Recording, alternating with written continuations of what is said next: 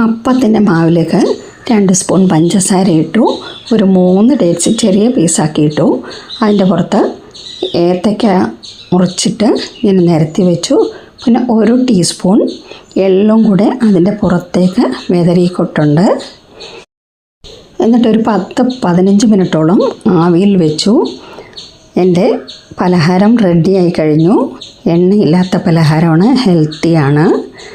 സീസയും സീഡ്സും ഏത്തക്കായും ഡേറ്റ്സും എല്ലാം നമുക്ക് ശരീരത്തിന് ആവശ്യമുള്ളതാണ്. അപ്പോൾ സബ്സ്ക്രൈബ് ചെയ്യാനും കമൻറ്റ് ചെയ്യാനും ലൈക്ക് ചെയ്യാനും ഒന്നും മറക്കല്ലേ. ഈസിയായിട്ട് നമുക്കുണ്ടാക്കാവുന്ന ഒരു പലഹാരമാണ്. അതുപോലെ നല്ല സോഫ്റ്റും നല്ല ടേസ്റ്റിയുമായിട്ടുള്ള ഹെൽത്തി ആയിട്ടുള്ളൊരു പലഹാരമാണ്. നല്ല ടെക്സ്ചറായിരുന്നു.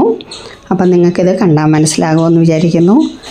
കണ്ടില്ലേ, അടിപൊളി പലഹാരം.